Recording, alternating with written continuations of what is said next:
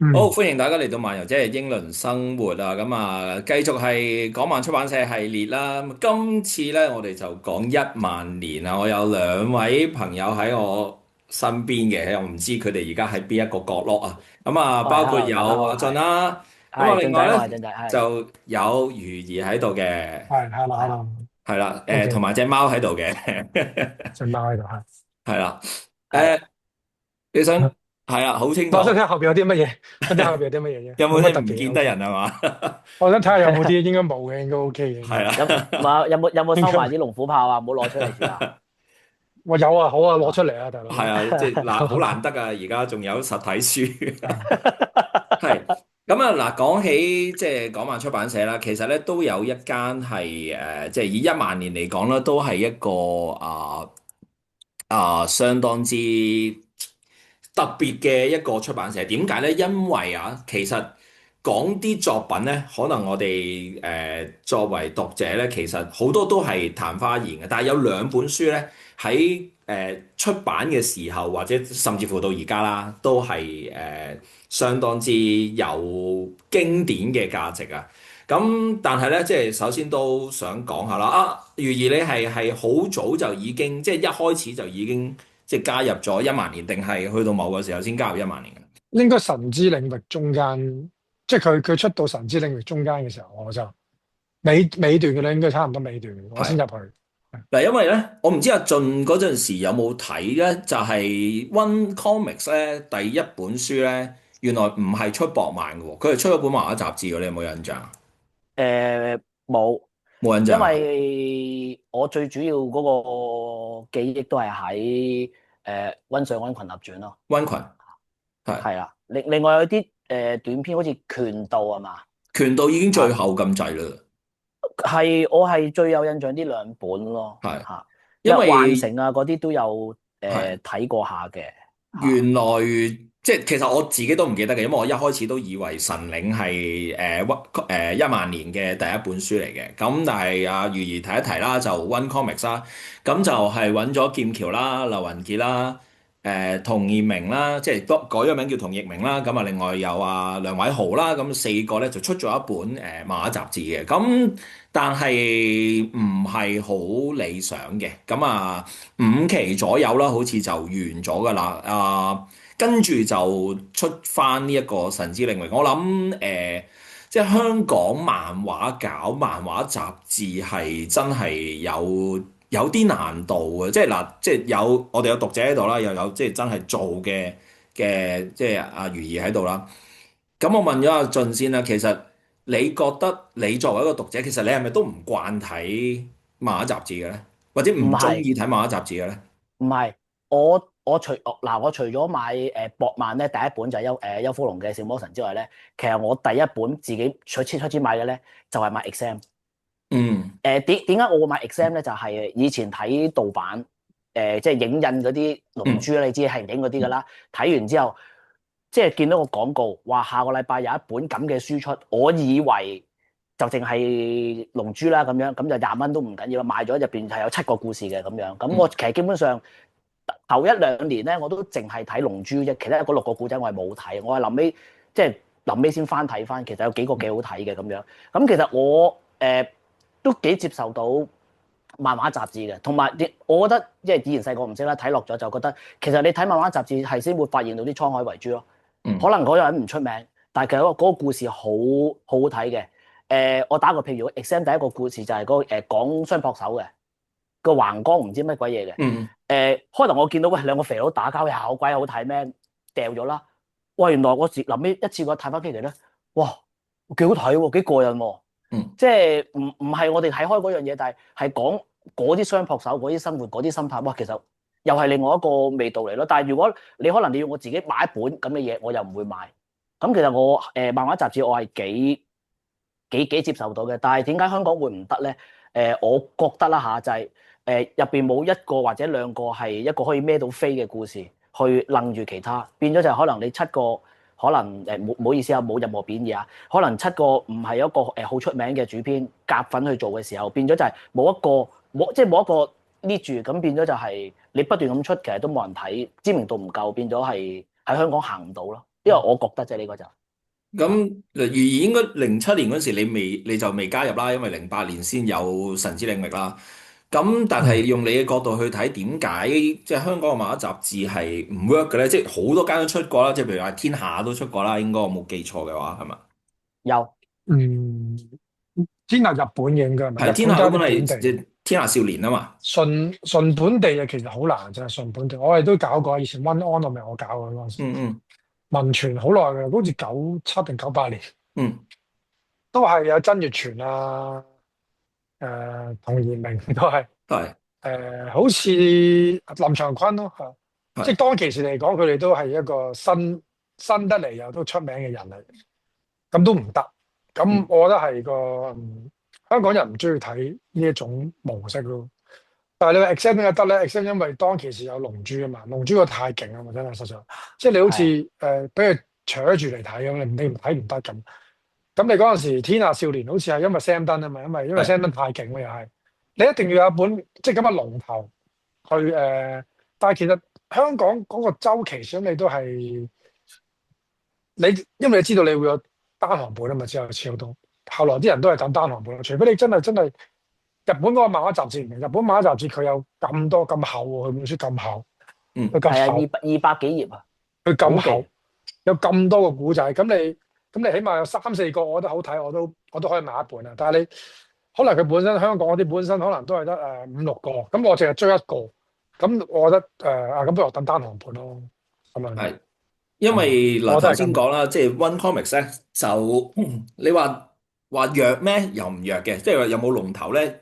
以名氣嚟計啊，即係劍橋同埋劉雲傑當然都唔係弱啊。不過嗱咁講，即係經歷咗咁長時期嘅時間咧，咁劉雲咧喺即係香港漫畫讀者嘅印象中咧，都係已經即係有啲 out 地就真㗎啦。即係呢個都即係最少我嗯，作為讀者嚟講都覺得，攞佢嚟講做排頭咁，第一下都覺得有啲 sharp 嘅，但係其實佢嘅佢嘅力量唔同咗咯，即係同以前我哋睇佢嘅出嘅時候唔品好似同咗。唔係好多，同埋唔係好夠嗰個速度咯。我覺得可能一年先出一本咁樣，One 會唔會 Comics 好似有啲問題？都係唔係週刊就雙週刊嚟㗎啦，即係其實嗰陣時都有 keep 住連載，但係好明顯都時間即係唔夠咯，好快就即係應該輸，即係燒錢都燒得好勁下嘅，我唔係估咁樣樣。我自己覺得，如果你話譬如你話劉雲當其時佢係主力啊嘛，應該佢係係 Happy Tennis 啊嘛係，Happy Tennis，我覺得去到後期其實已經嘅人即係睇佢嗰班。即係100分100個班，其實已經係忍到最後，即係衰啲咁講，即係我已經忍到你，我已經忍完咗你哋本書啦，係咁我已經叫完整一套啦，我唔會再入坑去第二套，有係少少咁樣，係啊，呢個誒係係。老實我就咁講，係係，都同意嘅，因為誒即係你唔即係作為讀者嗱，應該2007年即係哇，差唔多20年前喎，大佬18年前，即係我都你係即係係年輕人啦，當時係咪？即係我覺得哇，劉雲傑再出翻嚟咧，你唔覺得佢係真係好有嗰種令你想追嘅？咁劍橋都有古仔嘅，但係因為當時佢出咗封面封底嘅，封面就係 唔係劍 Happy 橋始終 Planet 好啲，劍橋啊，佢唔止一個作品啊嘛，劍橋係啊。始終好啲嘅。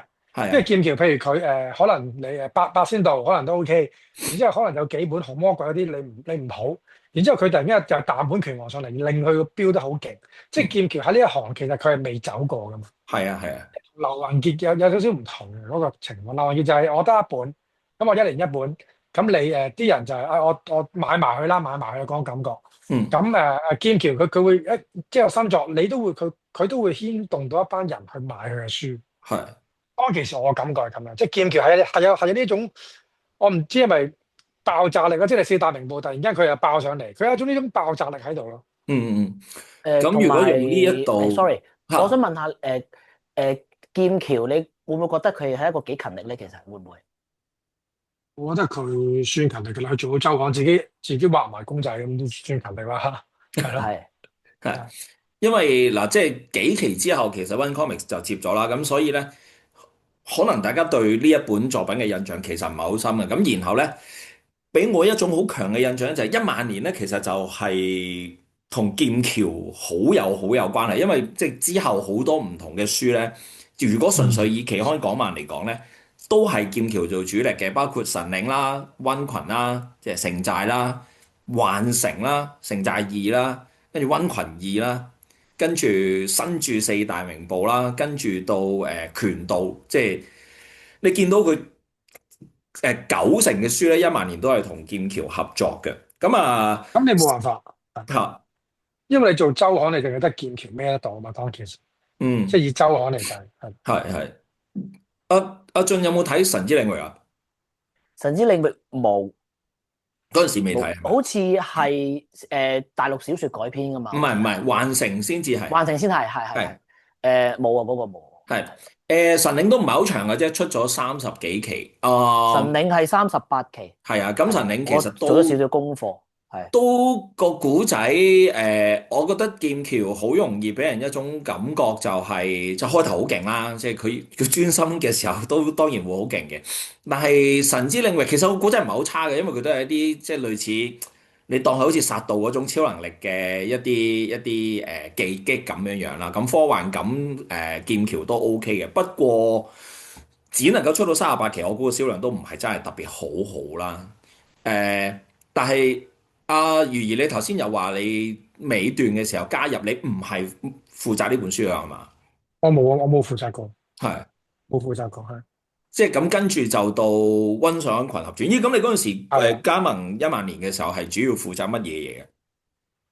主要啱啱入去嗰陣時就應該都係群俠傳嘅，即係幫手做群俠傳嘅，係但又唔係度嘅，即係其實嗰陣時未有啲換，即係未有啲特別版嘅第一期有幾期有啲頭像嗰啲嘢，有唔知你有冇印象？有啲空即係黃小姐、像咁樣樣。阿關七，係嗰啲咪我搞嘅嗰啲，哦，即係你負即係我揾人責策搞嗰啲嘅，類似策劃嗰種咁樣嘅係啊，概念。策劃嗰啲嘢咁啊物體啊，嗯跟住就阿搞咗怡啊，係，我做咗少少功課嘅，咁就52至53期咧，咁好似係就你做編劇嘅，好似就52開始啊，我唔記得咗。係啊嚇，跟住就66期到70期咧，就係你加埋阿陳乃醉嘅，咁係好短暫嘅，係啊，跟住就然之後黎巴76嫩到93係就風雪寒咯，嗰個係黎巴嫩啊，應該即係黎巴嫩嚟，應該黎巴嫩嚟係。係咁後期嗰個參與度應該幾高啊？係嘛？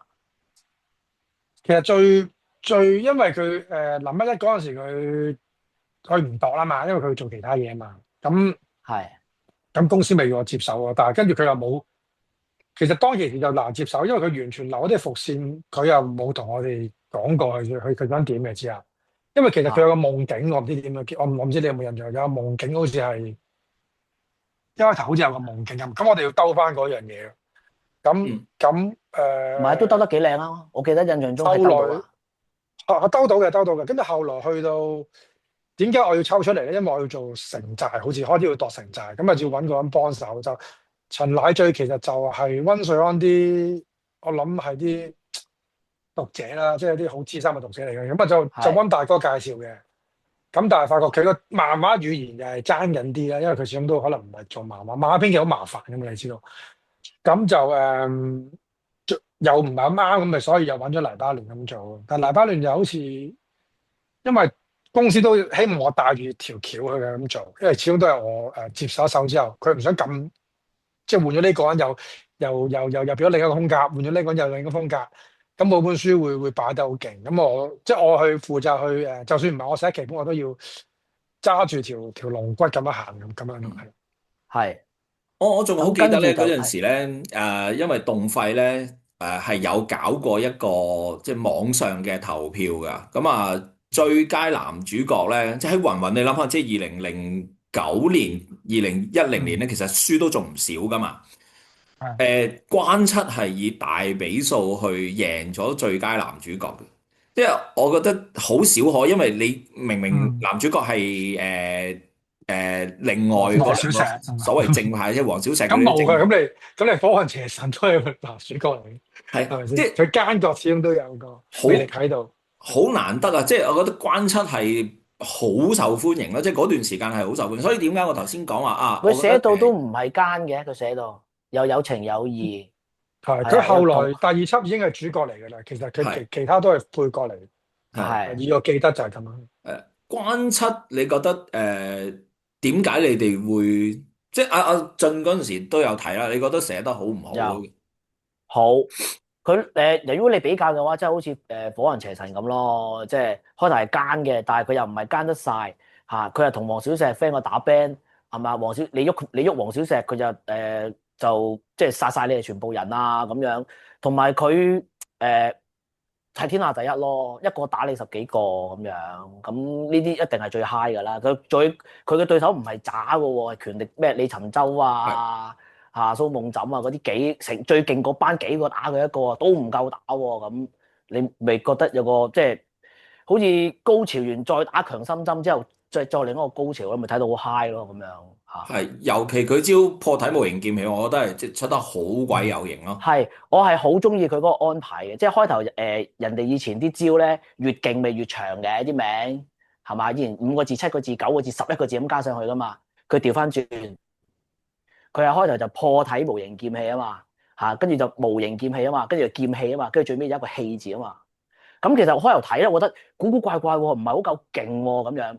咁我拍檔咧，咁佢又係温瑞安嗰啲 die hard fans 嚟嘅，但係憎到佢死嘅而家，因為佢全部啲坑尾部啊嘛。佢又解釋俾我聽，即係呢啲叫化繁為簡，即係去到最高境界嘅話咧，唔需要咁多嘢嘅，一個字就搞掂啦。啊，咁我覺得佢咁嘅演繹咁嘅解釋俾我聽就啱喎，即係去到最高境界唔使咁複雜。一個字氣搞撚掂晒咁咯。係乜有啲咁唔好意思啊，嗱？老實講啊，我唔係好記得有咁嘅招，即係係咩？有咁變到咩？有咁有簡化到咩？真係有咩？漫畫好似冇喎，係嘛？係咯，好似冇喎，我記得係啊，因我記得好似好為我頭先似冇咩？因為我頭先冇，好似講嗰個咧就係冇都冇。即係記憶好深嘅，就係關七，即係一個跨喺個版嘅天度插關七係個啲劍氣機器落嚟啊係啦，嘛，啲黑色嘅係啊，啲雲全部黑晒嘅，係啦，係啦，然後有一係個個係啊，但係窿嘅，好似有唔係喺個身度啲劍氣準出嚟噶嘛，備插出係喺天嚟咁樣。嚇係啊，我覺得但我印嗰個象中就冇係減到，即係你諗下，隔係咗成20年啦，即係16、17年啦，嗯其實嗰個畫面係仲係好 strong 啊，即係變咗一個名場面。嗯咁我想問下如兒，你呢即係關七由即係唔係你接手到你接手，嗯跟住再揾嗯黎巴嫩接手，嗯點樣去 hold 住一個角色？你哋點樣傾，或者係對於關七嘅塑造，或者佢甚至乎壓嗯過咗兩個主角嘅嗯氣氛嘅時候？嗯，你哋有冇諗過要點樣調整翻，即係推翻起個原本嘅主角嘅咧？即係原本其實我自己度橋，即係我諗每個人都有度橋嘅方式啦。我覺得佢臨一佢掃咗關七第一輯，即係圍剿關七啦。佢個角色咁成功，咁我哋度橋嗰班就係拿住個性格，唔好走樣，明白？因為其實好驚嘅嘢，但係個接手就會走樣，因為好多編劇咧，其實佢唔中意度上一手嘅嘢嘅，佢可能會作一個新嘅角色出嚟，譬如我中意度一個新角色。咁我呢啲編劇，因為我自己創作出嚟啊嘛，咁我就做起呢個角色。但係其實我咧，我就好理解，我係接手人哋嘅。咁呢個角色成功咗，咁我要做嘅地方就係唔能夠破壞佢個角色個性格啦，同埋我要拿翻個性格嚟做。咁所以一定要係做翻嗰個關七嗰個最好睇嗰樣嘢。嗯咁我係嘗試黃小石，我真係冇辦法，我知道好難做得起。但白愁飛曾經我有諗過去做起佢，但結果我覺得個效果都唔係咁好，老實講都係關七去到尾都係，即係嗯其實李尋舟都 OK，但係李尋舟你始終個性格唔夠關七咁好睇，跟住關七你又有情有義啦，跟住又搞笑，又真係好抽，又有型，佢個造型有型喎，咁啊李尋舟又好似有癲癲喪喪咁樣。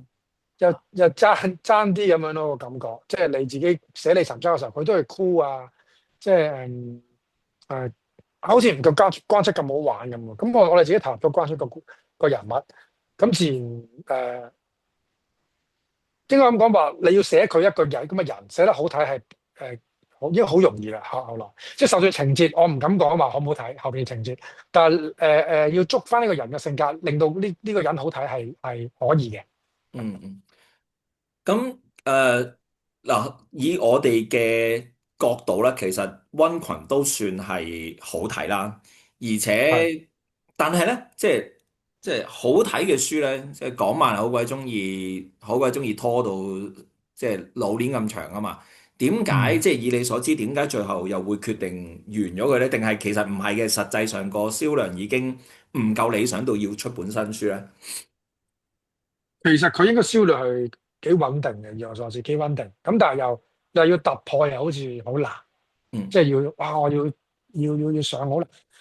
咁但係當其時咁，我杜比，即係其實杜比都想啲嘢有始有終嘅。咁當其時所以定咗100期元咁樣。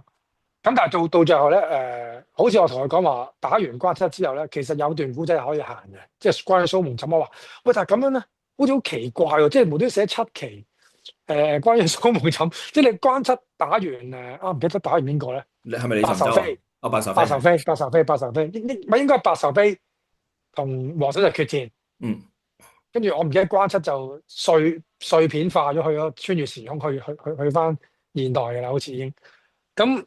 喂，好似好完整喎！你揀寫7期蘇門枕，咪變咗有少少外傳 feel 好似。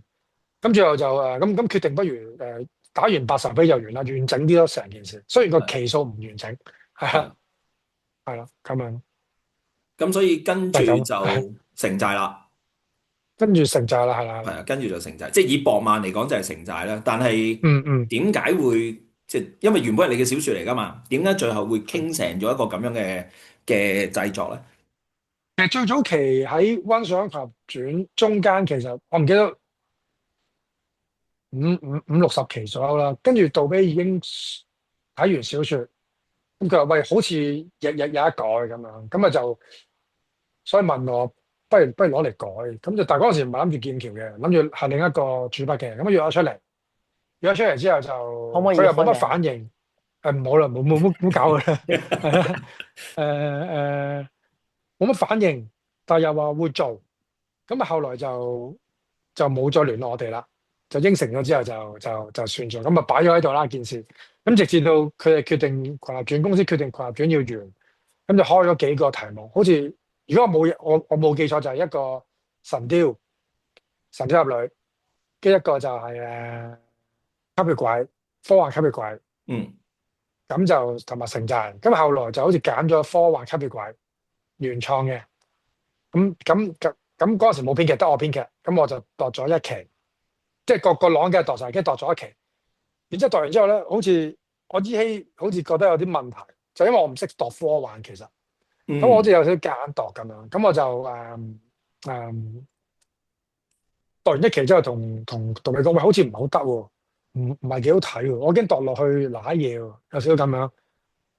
跟住佢話不如試下城寨啦，即係城寨我諗我有信心啲嘢。咁如果唔介意就不如試翻城寨啦。即係神雕就唔否決咗啦，一早已經，即係一係城寨，一係就吸血鬼啫。咁我話吸血鬼真係度唔掂，咁試下城寨，咁就行城寨啦，就係咁。嗯。咁啊，進對呢一套書有啲咩睇法咧？即係作為讀者時隔咗十幾年。評價嚟講係幾高嘅。咁但係我就睇咗漫畫版同而家埋電影版喐唔到咧，佢反應係嘛？喐唔到咩啊？喐唔到個，喐唔到。我見唔到，不過唔緊要啦，你照講。係。咪定我想我咗，想我想問下咧，其實小説版同漫畫係唔係話喐得太多咋係嘛？因為小説我冇睇嘅，我想問下，喐得多，喐得多，喐得多嘅。個朗咁個朗一樣係。咁，但係喺漫畫版同電影版比較，電影版又改動咗好多喎，咁樣。咁我想問下電影版嗰個電影改版係。電影版嗰個改法嗯你本身有冇參與過啦？定係你中唔中意佢嗰種改法咧？我聽橋嘅就其實一開頭佢哋度咗之後，其實好耐，因為經歷得太多，中間有好多人度過，咁有啲就接近原著啲嘅，咁係咁有啲人唔接近嘅，咁後來我就覺得中間有個位，中間有一個劇本其實係我接受唔到，就係佢將啲人打同我原本嗰個人好個性格好唔同，即係嗰個關係，因為其實我係個故仔個核心就係友情義斷啊嘛。係佢係將嗰5個人係變咗做勾心鬥角嘅，即係唔係咁朋友嚟嘅。肯定唔得咁我話啦。哇，我話其實你改條橋咧，我都可以接受，但係嗰個關係嗰個咁咧，咁有冇好睇嘅？其實即係你買版權，你可能你都係攞入邊其中一樣好嘅嘢啦，我唔敢話全部都好啊。咁我即係覺得我覺得最好嘅地方就係嗰啲人物同埋嗰個關係。咁如果你連呢樣嘢你都拆散咗，咁其實就唔需要。咁後來就好似去到鄭保瑞嘅時候就大家傾過啊，即係佢都覺得呢班人物係好玩嘅，但係就佢唔會用漫畫嗰個造型去做啦，定係因為其實佢首先佢係改編小説啦，佢唔係改編漫畫，同埋香港嘅改編同日漫有好唔同嘅地方。日漫就我最一定要跟足原著，跟足個造型都跟到足咁樣行啊嘛。但係港漫我哋成日都即係香港電影改編就多數都係攞個核心嗰樣嘢，然之後去改嘅好多時候。咁我哋就行翻呢樣做法。咁但係我就講一條橋，其實我覺得都 OK。佢最驚我接受唔到就係陳樂君嗰個背景。咁其實我聽完我知道佢想點，我知道點解咁做，咁我係接受到嘅。咁我就話其實必須要保留就係嗰幾個嘅關係啦。咁佢同我講話因為個篇幅有限，咁可能吉祥同阿十二少嗰樣嘢要冚擺埋一齊。咁呢樣冇問題，因為其實我都知道，因為佢攞龍頭啲人擺落去啊嘛，佢已經所以佢嘅角色裏邊係比第一部本身我嘅角色係多咗好多，因為擺咗阿芝麻，擺咗迪秋啲落去，其實雷振東啲落去，其實佢已經好多人嘅，係咁所以最後個架構其實個方向係我覺得係接近，但係就佢中間細節位佢梗係改咗啲嘅，咁我所以出到嚟個效果咁，即係個反應都會咁我梗係覺得佢哋成功啦，係啦。係咁唔好意思啊，阿余頭先已經答咗我第二個問題啦。咁我問埋大家三個問題就冇啦咁樣。咁喺電影入邊咧，大老闆就瓜咗嘅。咁喺打我嘅故事入邊，即係你漫畫版入邊，大老闆仲有戲份嘅。咁你覺得會唔會有啲問題咧？我冇關係，冇關係，因為對你對我冇關係嘅。因為我自己覺得就電影又好，小説又好，漫畫又好，都係我賣咗出去。其實佢哋一班人，即係嗰班人係創作人嚟噶嘛，即係屬於佢哋嘅創作嚟嘅。你唔能夠下下都要求佢呢樣跟翻佢，呢樣跟翻。所以我講出我個底線係點樣，我話咗俾你聽到。咁佢亦都接受呢一個底線，咁就佢哋行噶啦嗰件事。即係如果唔係就直頭要好似 Frank Miller 咁樣，即係先 set 條話我導演埋，咁就用翻你所有嘅嘢咯。咁可能就好大鑊，導演埋就。我想將時間推翻去即係溫群嘅時間啦，因為嗰陣唔係溫群之後，即係你哋即係溫群喺當時嘅即係讀者群裏面咧，其實都算係即係好好嘅評價啦。尤其1萬年就都算係新公司啊嘛，喺嗰陣時。你哋對九龍城寨嘅期待係啲乜嘢嘢？即係當時會期望啲乜嘢嘢去到咩地步咧？有一個博派度嘅，老實講。咁當其時因為其實當其時杜比冇理嘅，佢就我同阿斷監製埋盤算，所以佢冇理嘅。咁我寫咗好似2、3期劇本，佢都冇理嘅。咁阿劍橋已經畫完第一期啦。直頭係好似落晒色㗎啦，已經落晒色。咁跟住之後佢先攞嚟睇嘅，臨出街之前佢先攞嚟睇，一個月前到啦。咁睇完之後佢就叫咗我入去，我記得嗰當其時佢係點解咁一個故仔？我話咩事？我即係我都俾佢驚一驚，因為其實我哋行我就行有少少日漫嗰個感覺，就係行人嘅，我就冇行畫面。咁其實我諗大家期望嗰個薄裝嗰樣嘢，其實都係要行畫面行先，因為即係所謂畫面行先就係起碼有一個大場面或者即係一場好激烈嘅戰鬥嗰啲咁樣。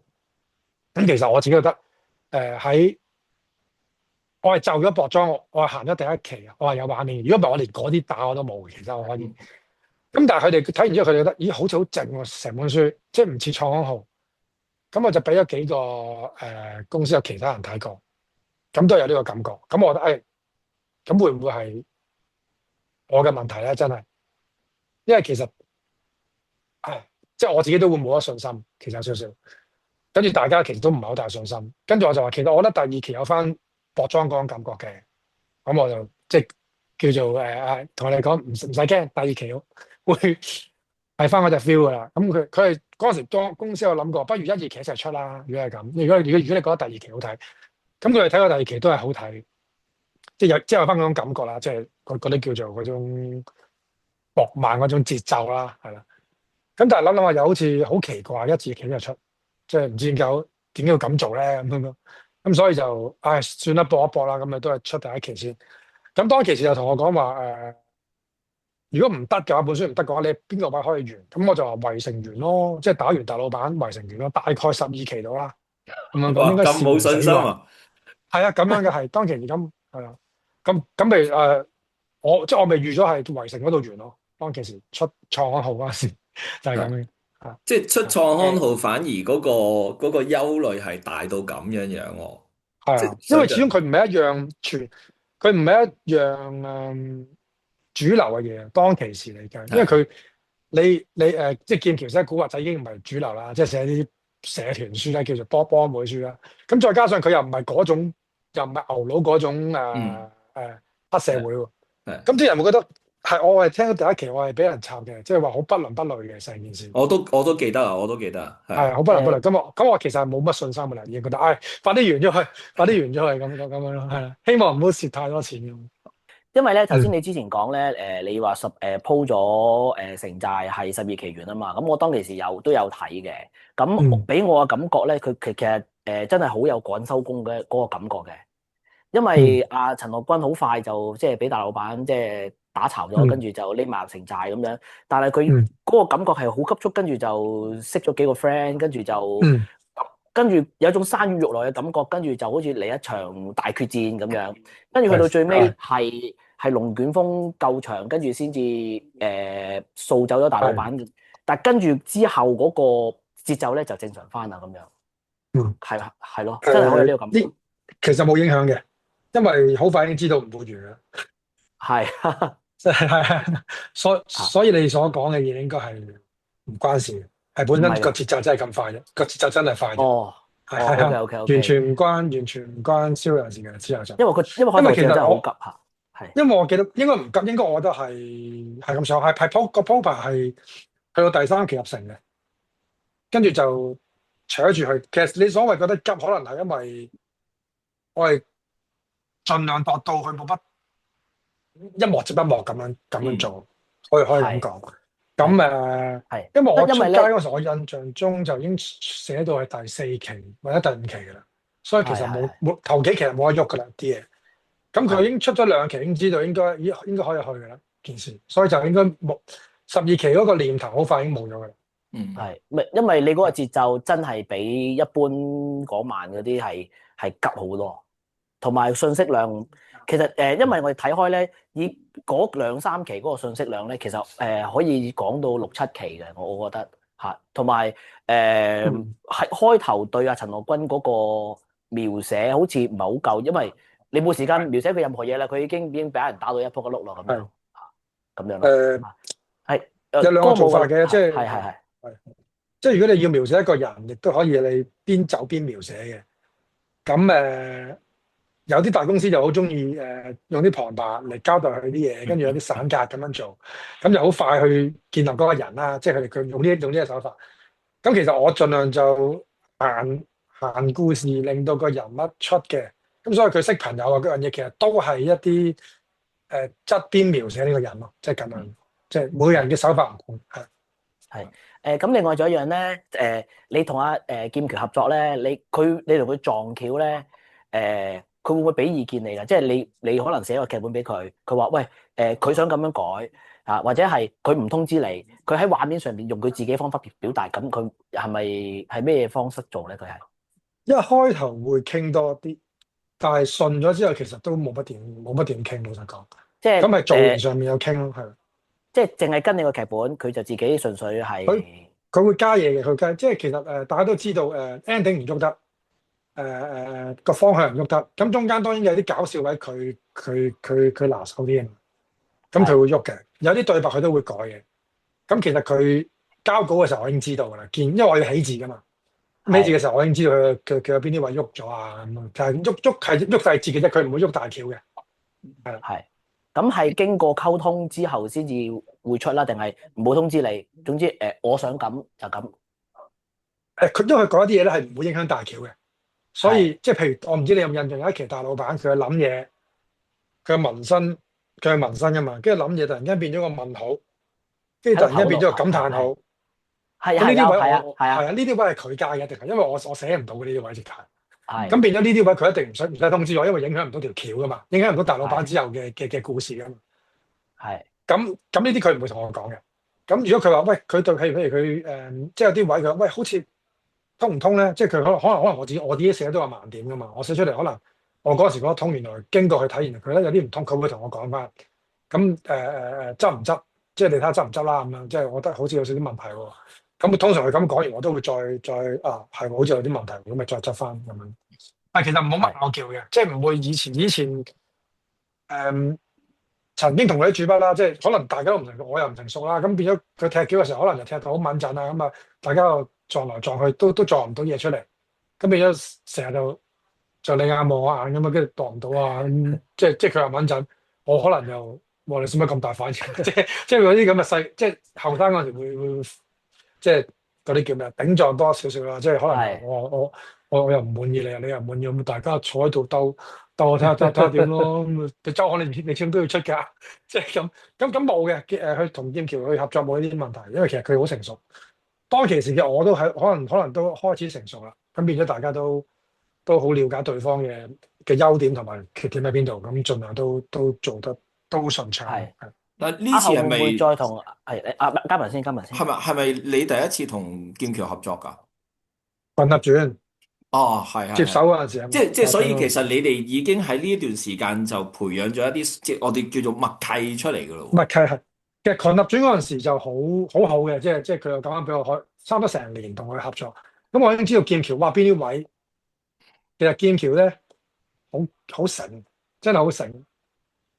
有時譬如我嘅對白咧，我覺得呢個對白有力，即係我想有力嘅。佢因為佢可以將個人擺個 pose 去即係一版劍橋都好中意跨版咁，你知道啊。有時一版咁你可能單位之已經講個對白，哇呢個得喎。但你諗下，如果係第二個寫，譬如第二個可能唔識擺 pose 或者因為佢立個型真係好靚，講真一句。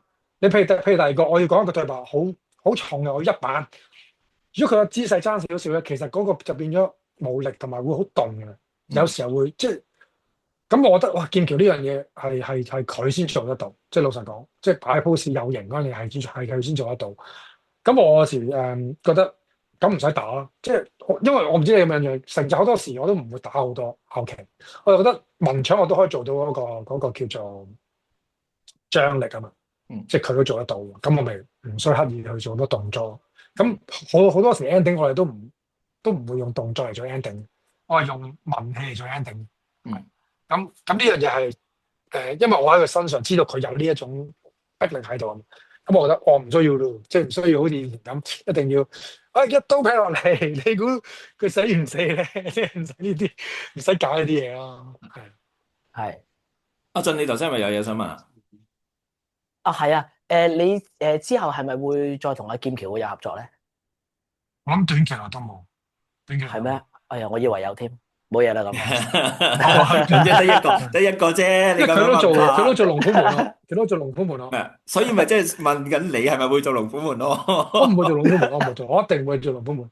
係啊，我想問下咧，即係城寨最特別之處啦，或者係即係真係喺博漫裏面好特別之處就係吸咗一班婦女啦。呢個肯定唔係你我補充翻先啦，我唔做龍虎門咧，唔係因為我唔中意龍虎門，但我真係冇信心做。係我唔係好敢掂，即係我覺得我自己覺得唔好。因為我唔夠熟啊，其實龍虎門。OK，即係如果唔係，其實如果你揾啲人熟書嘅人幫你咧，其實大把海量，因為其實龍虎嘅讀者好多。我唔會做博裝，時間問題。即係因為我自己都有好多嘢做緊，我自己公司啊，咁我係唔會，因為做博裝其實太花時間。對我嚟講係，咁我要寫我自己嘅書啦，我連載我自己嘅小說啦，即係喺 Patreon 度。咁其實已經用咗我好多時間，我冇可能再忽。以前細個嘅時候就可能一個禮拜可能寫咗3本博裝咁冇問題，但係而家唔得真係。係要專心啲。係講翻頭先城寨嗰個話題啦。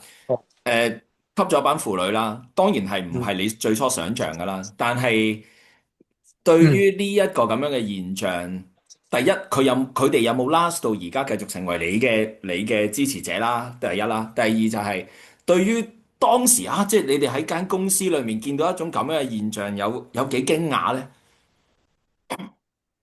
第一個問題就我諗嗰班人就走晒嘅，你應該即係冇再睇我哋嘅書嘅嗯好少啦，就算有得好少好少。咁而家睇即係我知道咁樣，咪有時書展見到嗰啲都係新讀者嚟。嗯咁驚唔驚訝？驚訝嘅，因為當期第一個見到有人 cosplay，其實嗰陣時候比較少，你講萬好少噶嘛。嗯，咁係震撼嘅，我覺得當其時嗰件事。然之後就海量嘅時候就覺得，即係都唔係海量嘅，都一紮一班咁樣啦。跟住後來我就見到佢哋搞嗰啲自己搞 嗰 Only 啲 Cafe 啊，佢哋係啦係啦，嗰陣時就知道個感染力好大啦。呢本書咁樣，係。嗰陣時開始知道。係但係嗱，因為咧，我記得咧，即係我包括我自己本書都有提過你嗰篇，即係你城寨啦。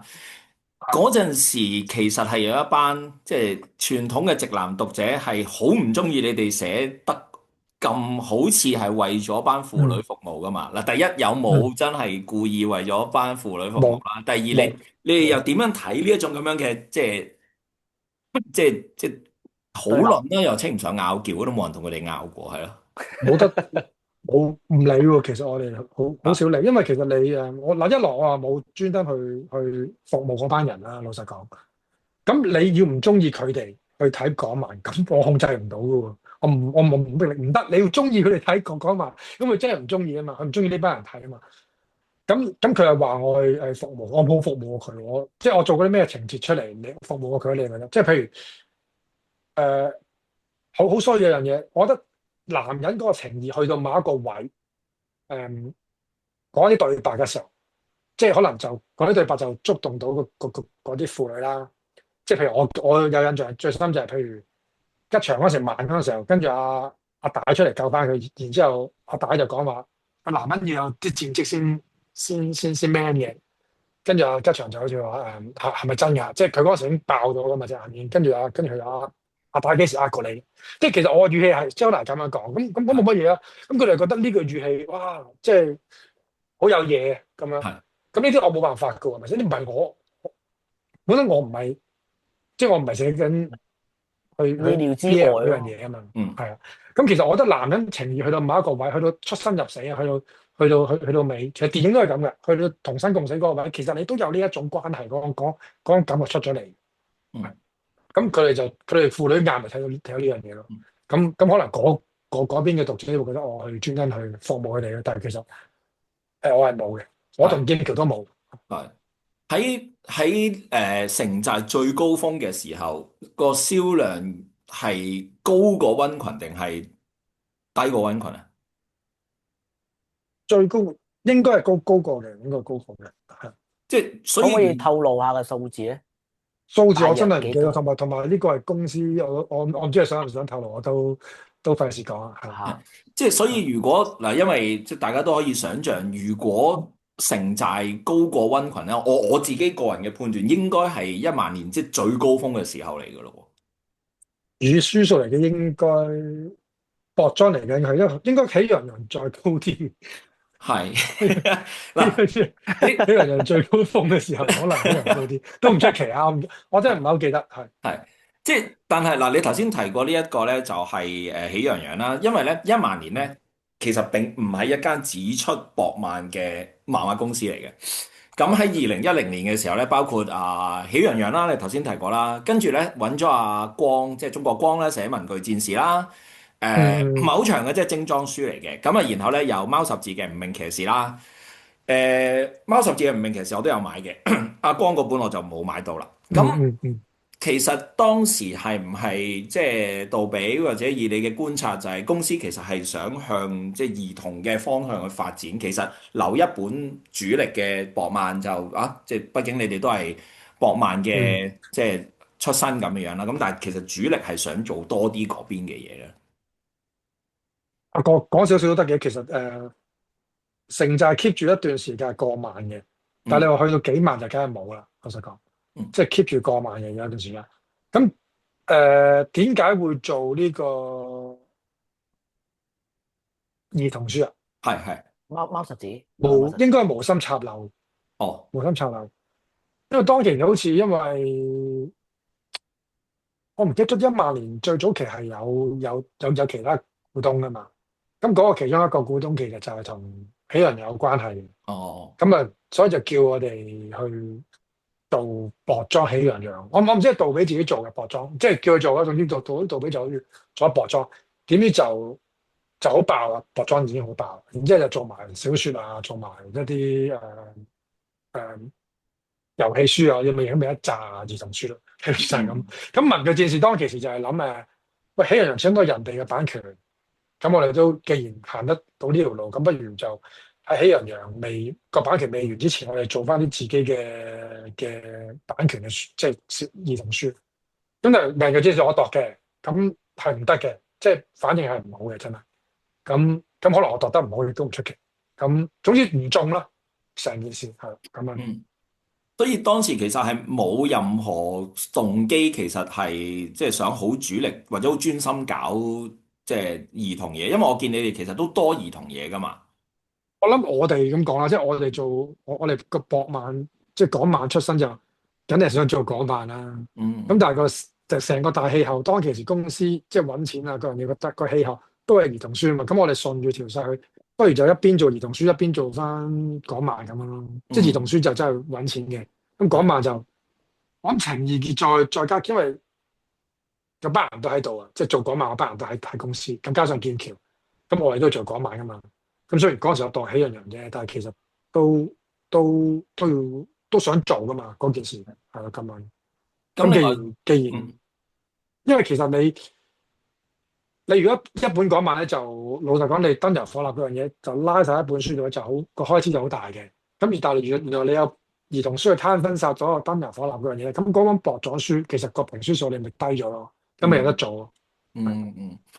咁頭先即係開麥之前都有同你傾啦，即係我就記得無名騎士啦，但係你話啊，原來其實1萬年都有出一本叫 Cherry 嘅少女漫畫雜誌嘅，咁嗰個係咪又係你搞嘅咧？即係因為你都多呢啲咁嘅經驗噶嘛。應該公司搞嘅，即係都我冇得點掂，但係就貓實字就做無名騎士。咁點解有嗰本雜誌就因為試下就應該都係杜比，都係想試下新嘢嘅啫。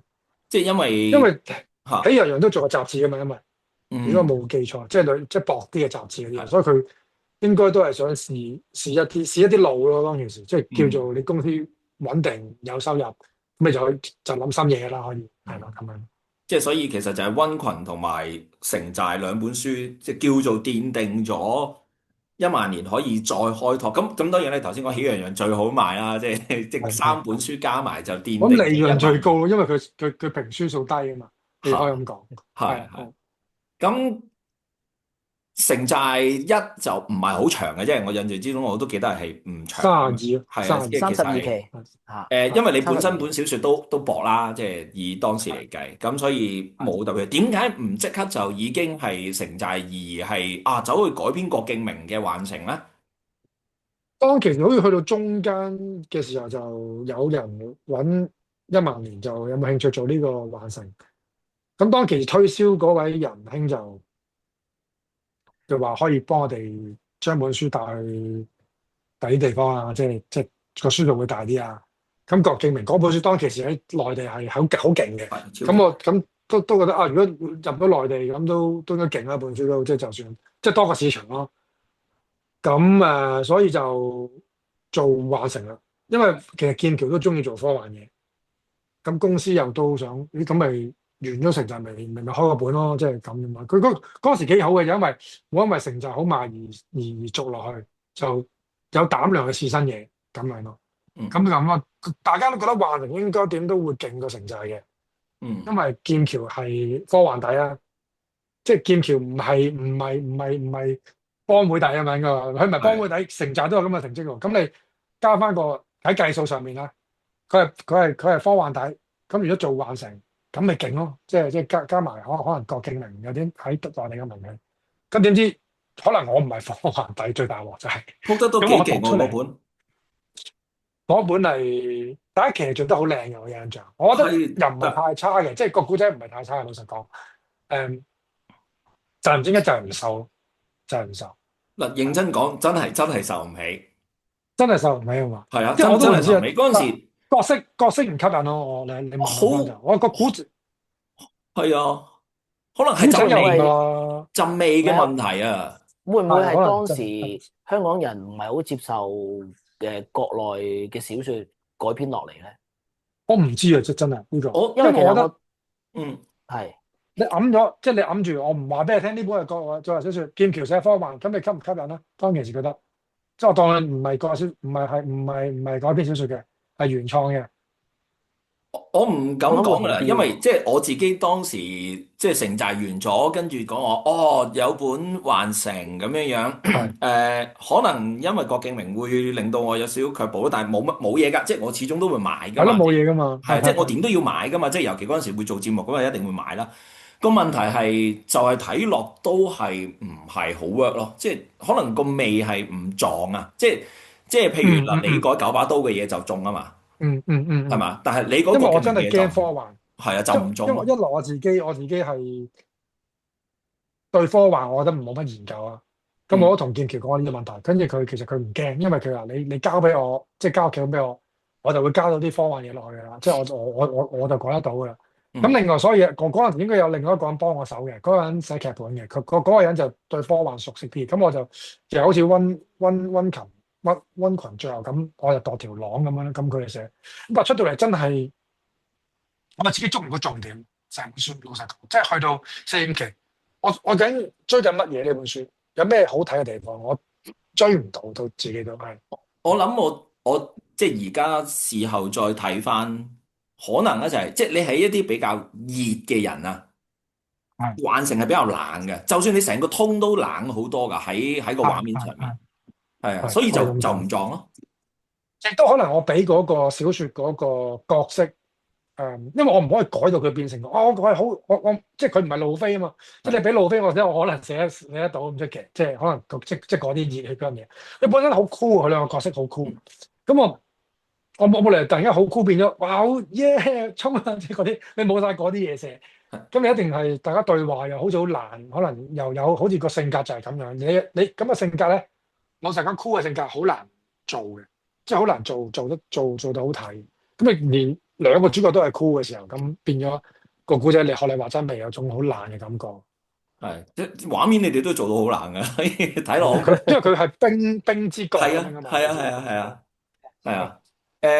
所以即係當時我記得我哋喺咬這幫都係對呢本書嘅 comment 麻麻地嘅，咁所以係咪係因為咁樣好快就即刻就叫你，不如你執翻本搞翻城寨二啦咁啊？其實應該未夠10期嗰陣時已經知道本書做唔到落去㗎啦，應該個書就做唔到落去。咁你要好急嘅，即係喺一兩個月或者兩三個月之間要諗一個新題材，真係諗唔到。跟住就係最就手就係城寨，因為有班人喺晒度啊嘛。嗯咁佢問我有冇古仔嘅，當其時即係杜比，哇！我第二集其實我寫緊小説㗎啦嘛，已經喺度。咁因為我俾你用咗先咁解嘅。咁所以其實頭20期冇問題㗎條橋，我覺得都幾急㗎個節奏。但去到，因為我估計應該去到澳門翻嚟之後就我小説我寫到呢個位啊嘛。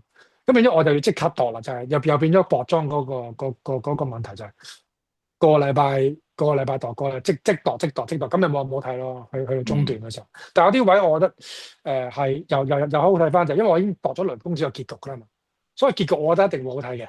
嗯因為我覺得諗咗，同埋中間有啲位我已經諗咗㗎啦嘛，咁嗰啲位會好睇嘅。但係可能去到啲我未諗實嗰啲就好似，因為最慘就係嗰陣時劍橋應該就要做多本書，咁變咗中間有一啲唔係佢起嘅，係另一個起嘅，咁有少少即係爭啲啦，講真。哇！我仲好記得嗰陣時，即係當你一本書冇咩好講嘅時候咧，你就會揾埋啲好無厘啦更嘅嘢，就譬如我數一期得50幾格啦，最少，哦，少到可以得50幾格，30頁喎。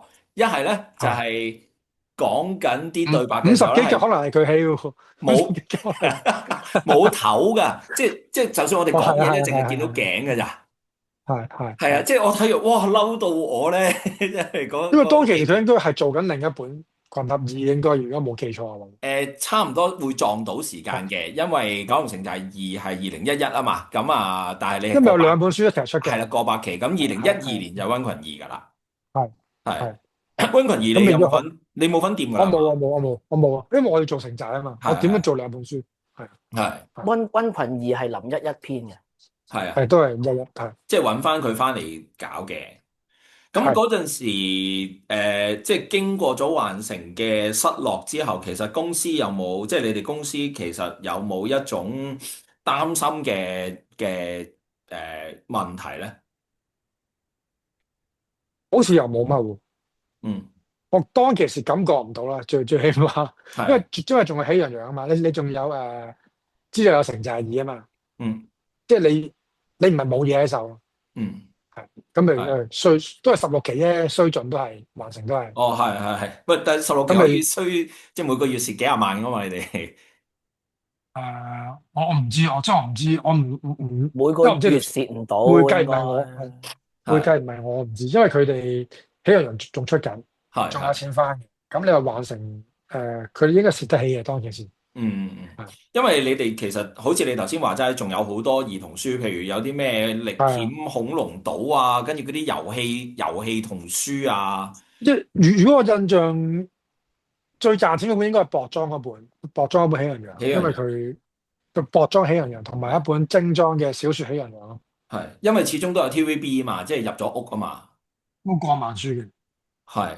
都過萬書，係係啊，咁啊。咁温群二同埋最後即係九龍城寨二，其實都可以算係1萬年即係最後嘅榮光嚟噶咯喎，因為即係13年就12月完噶嗯嘛，即係嗯1萬年我即係暫時揾到資料，13年12月或者可能14年頭啦，something like that 啦。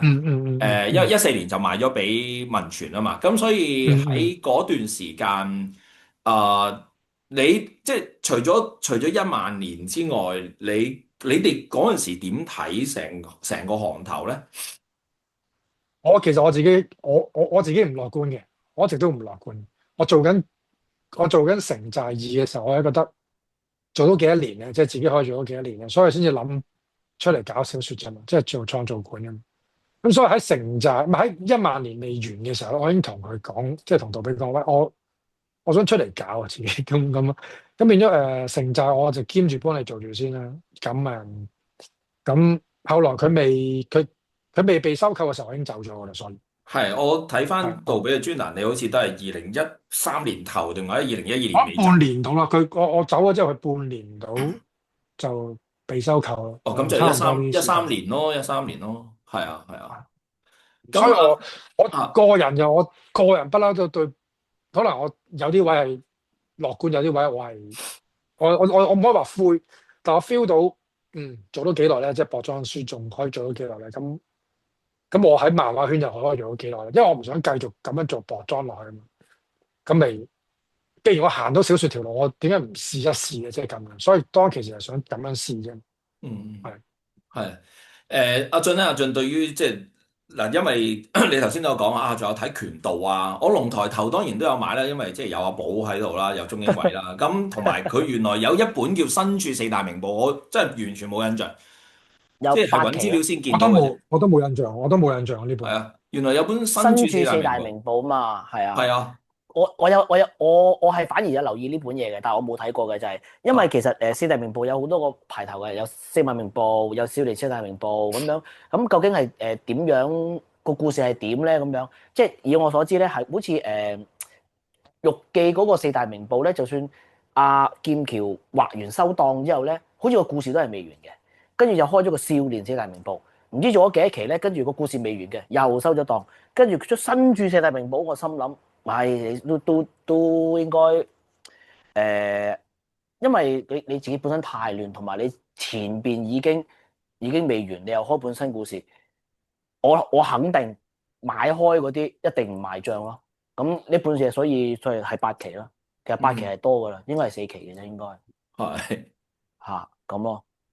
但係我冇睇我嘅。冇印象，我冇印象。我完全唔係冇印象，我反而有我有掀過蔡漢浩嘅，我唔好似係咪司徒劍橋？好似唔係佢嘅，但係我掀完之後，好似嗰個製作質素就你望就知㗎啦嗰啲咯，即係好似徐大寶嗰啲咁嘅嗰啲好似金瓶梅嗰啲構圖咁咯，我感覺上。我印象中拳道嘅質素都唔差嘅，質素唔拳差。道好睇，拳道好睇。但係又係做唔起就做唔起，有時啲有啲命嚟嘅嘛，即係有啲薄裝都有佢嘅命喺度。我諗係有啲麻煩嘅，即係李小龍當然好多人都好中意啦，但係咧寫李小龍嘅漫畫咧，又真係好難做，好似冇乜邊一本係即係彈得起嘅，即係除咗上官小寶啦，即係當然上官小寶係嘛，係即係係但係其實即係冇乜幾多人寫，即係譬如後面之後大道都寫過兩次用李小龍嚟做主題㗎嘛，都係唔 work 㗎。即係呢度係有啲困難。咁仲可以講多少少關於拳道，因為我對拳道冇乜印象嘅。唔係因為咧，拳道咧，佢個故事開始咧就係李小龍假死，跟住佢又去做另外一啲 mission 咁樣，即係類似好似青蜂俠啊嗰啲咁嘅。咁我覺得因為嗰陣時我細個睇咧，我冇深究你條橋或者條橋順唔順啊，通唔通啊，我係純粹係打得好睇我就 OK 噶啦咁樣。咁其實打嗰方面咧係完全冇問題嘅，但係我細睇翻條橋咧，又真係唔係好通嘅。但係我唔知係咪阿劍橋想捉一啲李小龍嘅 fans 嗰個情意結就係、其實李小龍係未死啊，做任何嘢啊，去延伸任何一啲嘢啊咁樣。我覺得佢反而係捉唔到李小龍嘅 fans，反而係令到啲 fans 卻步咯。佢俾我嘅感覺就係咁李小龍真係死咗啊嘛。咁你話佢未死做任何嘢，變咗就係佢違反咗佢自己本身嗰個邏輯入邊，我接受唔到咯。即係佢已經有，即係李小龍係我偶像，我接受唔到佢死咗。咁到我接受咗啦，跟住你有一個題材話佢係未死，再行緊另外一樣嘢嘅，又係要推翻我之前已經接受咗一樣嘢。呢個我個人睇法啫。咁會令到兩邊唔討好咯。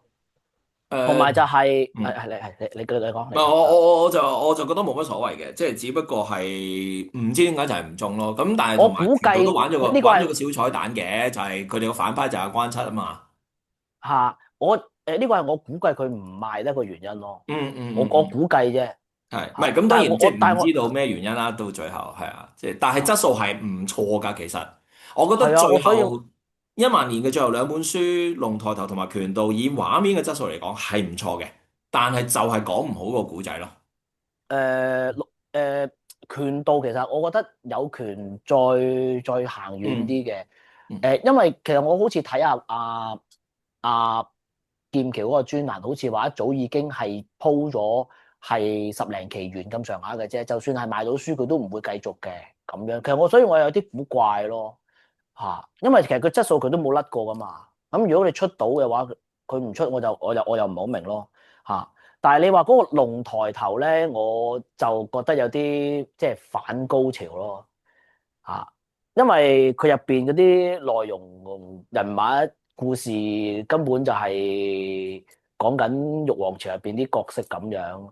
咁因為呢啲題材咧，其實本身用咗好多，好似譬如霸刀啊嗰啲咧，佢呢啲已經用過好多噶啦，即係用譬如咩皇朝會啊，即係瑞新都有用過呢啲咧，佢再翻嚟再用一次咧，仲要佢入邊係加咗啲惡搞嘅味道喺入邊咧，咁我就冇所謂嘅，即係你惡搞任何角色咁樣，但係唔係個個中意咁咯，咁所以就可能都係好似都係8期收咗檔係咪？係8期完嘅，都係8期收咗，係咁樣咯。我想問下，即係因為雖然阿余兒當時已經離開咗公司啦，我想問下咧，龍抬頭喺度嘅，我喺度嘅。你仲喺度咩？但中間嚟嘅龍抬頭中間嚟嘅。未去到尾期嘅。係，因為咧我就想問下，即係譬如以你嘅睇法啦，因為10000年咧，即係由一開頭啦，都係一啲比較冇咁硬派嘅作品啦，因為尤其係劍橋嘅畫啦，咁其實會唔會係有啲人即係好多都可能直頭就係劍橋嘅 fans 先會睇10000年嘅書啦，咁然後可能係有啲係你啦、一啦，或者係温瑞安啦，但係都幾夾嘅。但係有啲公司即係有啲書唔夾就係夾唔到嗰啲公司啊，會唔會咧？因為以前唔嗯係噶嘛，我哋即係90年代睇呢一間公司嗯有好多元化噶嘛。嗯但係去到某個時間開始，一間公司就只能夠係一種畫風一或者種畫風。風格。你同唔嗯，同意或者係唔係咧？我覺得後期，因為佢已經唔係變咗一個行業啦，去到後期薄裝漫畫，即係你一個行業嘅時候，你以前玉郎集團咪一個行業咯，即係間公司有玉郎漫畫，有黃狼三本書，又有加勒霸王，有鬼書，即係佢係好多書種啊嘛。其實呢個就係一個行業，但係如果你去到一間公司得一個主筆，即係譬如和仔係和仔一本創作，係得和仔一本書，咁去到1萬年嚟計，佢係得一本薄裝書嚟㗎啦，即係後期啦，因為最早期係唔止嘅。咁我覺得佢唔係一個行業個感覺，似係一間公司嘅一個出版啊，只係嚇，即係所以去到後期就冇咗嗰種你話嗰種咁一間公司有好多風格嘅情況出現咗，係嗯，冇啦，因為佢得一本書至兩本書啫嘛，最多都係係。係咯，即係佢就會定咗型，然後就只有嗰班讀者就會入場去睇呢間公司。因為你好掛鈎咗啊，同個主筆嗰間公司。應該嗯話，即係譬如和仔，我就係和仔嘅啦，間公司係和仔，就係出和仔嘅嘢啫。嗯咁你1萬年就同劍橋有好，即係薄裝嗰 part 就好似掛鈎咗咁啦。咁你去到，我記得印象中，譬如瑞新咁樣，瑞新有兩三本書，你都係同瑞新掛鈎咗噶嘛間公司。你嗯唔會突然間有一個人出嚟，我這本愛情啦，不如喺瑞新度，你係插入唔到落去噶嘛，即係嗯成個風格嗰樣嘢。咁就係咁樣咯，就係因為佢係公司主筆掛鈎化，我覺得係嗯，咁變咗你冇咗其他風格喺度，好係。多時候。嗱，我哋頭先提漏咗一本書嘅，應該如無意外就冇講漏噶啦，講埋呢本就係天航同埋阿孫，即係孫威軍嘅《公務哦，武長的係末世傳人》。咁係嗰本書出唔晒嘅，即係出咗3期就係，冇咗噶啦。唔係都6期㗎。哦，係咩？其實最後咧，我覺得可以講翻少少就係、最後其實本書應該仲有2期嗯就完得到嘅。咁因為嗰陣時1萬年俾人收購咗啦嘛，佢冇可能有時間俾你做咗2期書啦，因為已經過咗去文傳嘅啦。因為咁嗰時係只有做咗1期書嘅啫，嗯跟住就公司就叫阿孫，不如你1期完咗佢啦，嗯，個故仔，咁起碼完整啦成件事。咁阿係。孫就好堅持話，我要2期或者唔知3期先完得到嗰件事。嗯咁如果係咁嘅話咧，即係阿孫嘅態度就好似我就寧願唔寫。嗯咁但係公司其實唔願意唔出嘅，但係公司就願意出1期，嗯，埋咗個尾去咁樣咯。咁後來係呢個位大家講唔掂。咁係。我只係覺得你問我站喺我立場、公司立場或者讀者立場，1期我都希望我完咗佢，老實講。嗯，咁你起碼完整啊嘛成件事，係係。唔會完唔到嘅，就可能完得冇咁靚咯。咁嗯。咁完得冇咁靚都好過冇尾啊嘛。係，我係嘛？因為時間都差唔多啦，亦都唔想阻住你我睇。我想問下咧，即係最後總結咧，阿如兒，你會點樣去形容1萬年呢一段時間咧？呢段時間，即係佢作為漫畫公司喺香港漫畫界嗯，裏面有啲乜嘢，有冇啲好獨特嘅內容出現咧？係。因為我覺得1萬年最好嘅地方就係佢可以接受到一啲，因為佢老闆唔係主筆，佢可以接受到一啲題材上面嘅唔同咯。我覺得即係有少少，即係題材又好，或者出版形式又好。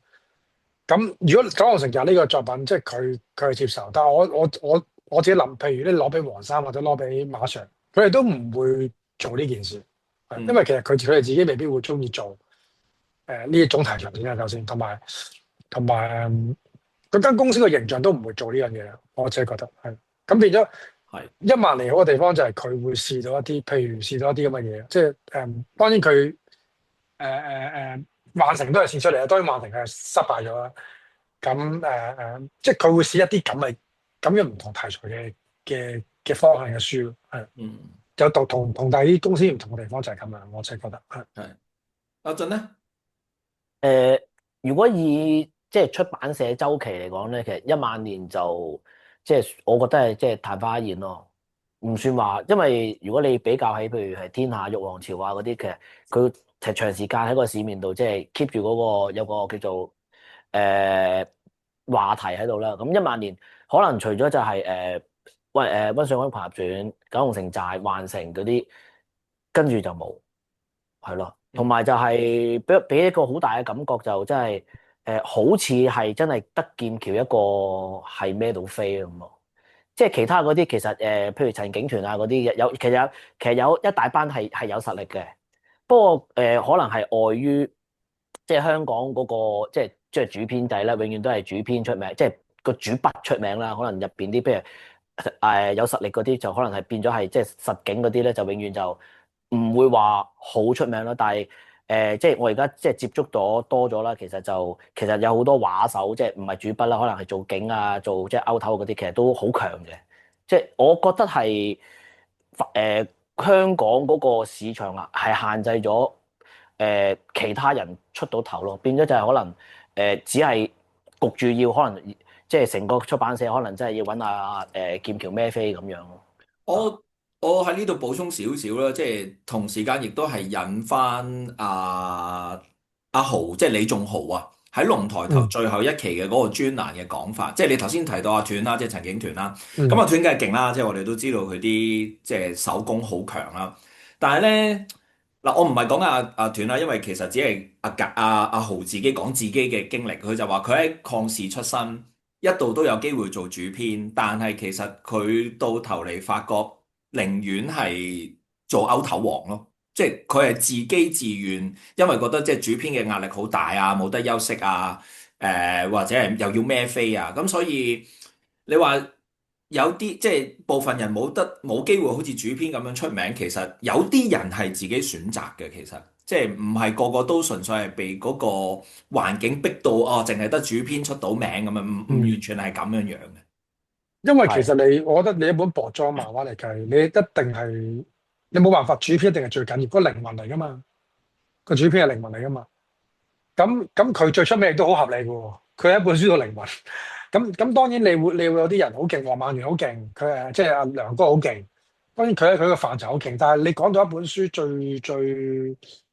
最孭飛嗰個，即係讀者睇，即係譬如我睇肥良咁。咁肥良本身都好勁啊，我認為已經好勁啊。但係如果你再加埋黃曼源，再加埋阿賈梁哥、阿賈嗰啲，咁你咪做到本海虎，咪做到本武神出嚟咯？即係嗰個質素咁樣。咁但係即係佢會錦上添花，我講啊，即係令到本書哇真係一線啊，做咗一線嘅書。但係講到尾個主筆冇得講，你真係靈魂係主筆係。係我自己對於一萬年嘅睇法係，佢係一間好得意嘅出版社，佢係我久違了，即係喺嗰個年頭啊，係會想開枝散葉嘅漫畫公司咯。即係我哋頭先提過，少女漫畫又想試，一開始係用漫畫雜誌，跟住有無論係因為咩因緣際會嘅理由啦，會試下做兒童書，有一系列嘅即係譬如兒童遊戲書籍啊，跟住又想試下出再青年少少，即係唔係睇打即係中年人嘅，譬如宮本武藏啊，或者係文具戰士，即係想試好多唔同嘅嘢。咁當然成功嘅到最後，我哋都只係見到溫群同埋即係城寨叫做叫好又叫座咁樣樣啦。咁其他可能有啲都有啲好評嘅。咁但係喺同一時間，相同嘅大約嗰個時代左右啦，你會見到。譬如我琴日就同阿斯迪錄呢個浩一同埋和平，即係古惑仔牛佬嗰邊啦。你會見到佢哋其實係都仲係好主力喺嗰啲江湖書咯，就係江湖書，即係喺嗰個即係講公司年代係做江湖書啊嘛。係啊，即係都已經係收到好窄㗎啦。咁啊玉記喺即係嗰個年頭啦，玉記同埋天下其實亦都冇咩點樣再周圍去試，因為大家都係守住就算啦喺嗰個年頭。但係一萬年係嘗試去整大佢咯，咁跟住過咗一萬年，有另外一間公司，我之前講過就係大道啦。不過大道都係做即係講傳統港漫啦。雖然佢出版係後裝嘅書，我見到對住個屎忽，對住個鏡頭。呢個哇彩蛋啊！呢個人紅標啊！呢個彩蛋好啊！呢個彩蛋。到最後就。一萬年就有呢一種咁樣嘅即係唔同之處咯。咁雖然唔算樣樣嘢都如即係所想咁樣成功啦。咁我想到最後咧問阿余怡一個問題，我諗亦都有嗯啲讀者可能會誤會嘅就係、嗯電影、漫畫、小説嗰個版權，而家有啲乜嘢嘢其實係唔屬於你嘅咧？即係咁樣樣，即係譬如最近龍虎門嘅廣告裏面有講緊賣呢一個，即係蘇富比拍賣一啲九龍城寨嘅原畫噶嘛。因為有啲人會誤會咗，其實點解嗰啲嘢係唔係寓意嘅？又調翻轉啊，點解有啲嗯，嘢係屬於寓意嘅？即係可唔可以都揾你分享下？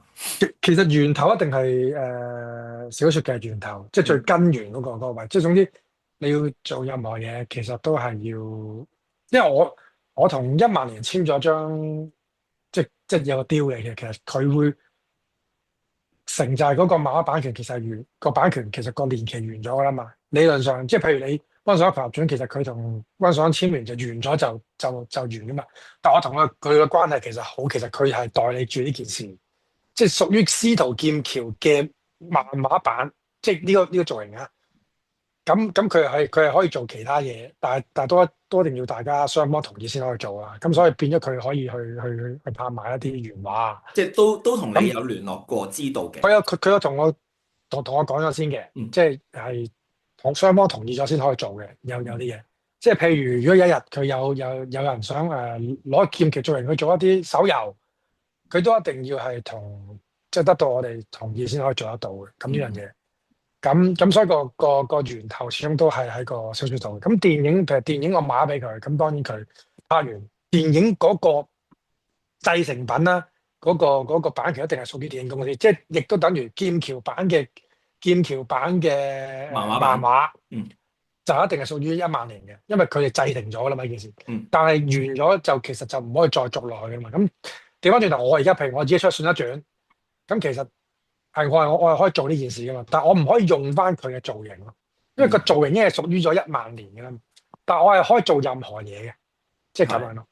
你清晰啊，應該係嘛？係係啊，明阿俊，即係 I mean，即係最大對於你嚟講嘅自由度就應該喺阿余兒手上。咁唔係自由度，唔係自由度，應該話總之直頭個擁有權啊。擁有權啊，係擁有權。總之你係之後要發生啲乜嘢，即係發生舞台劇又好，發生一啲game 又好，佢可以直接向我買呢樣嘢，直接向原著小説買呢樣嘢。佢亦都可以，喂，我想個 game 係用劍橋嘅造型喎，咁佢就要同1萬年即係我哋雙方 deal 呢樣嘢 OK 咗，就係同佢簽咁樣，即係有咁嘅情況係。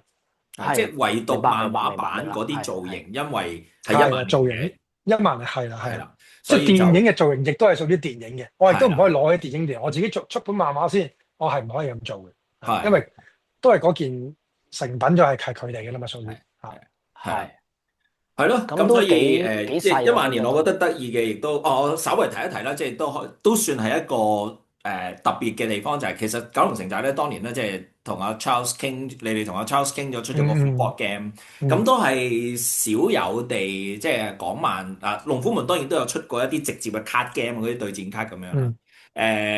做真正嘅咁樣嘅一副 board game，好似真係冇乜幾可，因為之前風雲同埋龍虎門都係 card game 嚟，我印象之中。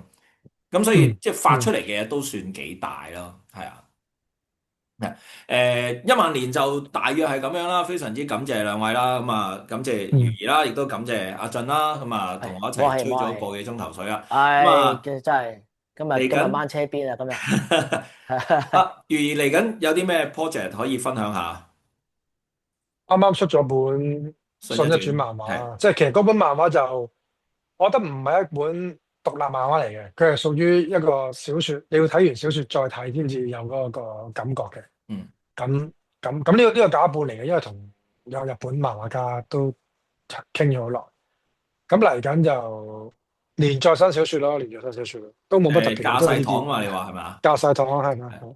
應該最後一個小説嘅，即係最後一個由城寨嘅人物嘅小説，應該最後一個。係。哦，咁係講十二吉咯，十二吉嗰邊嘅。係。我諗緊你會唔會講 Tiger 叔咁？有 Tiger 叔。OK，好啊，咁啊，即係祝你嚟緊呢本書都即係好多你追完本小説就有好多其他唔同嘅發展㗎啦。好，咁啊，今日感謝期兩位，待，我哋我期待，下一次我期待。再同大家見面，係咁多，好啊，拜好啊，有機會再傾嗯多。拜。嗯，好，好啦，拜拜拜，拜拜。拜，拜拜。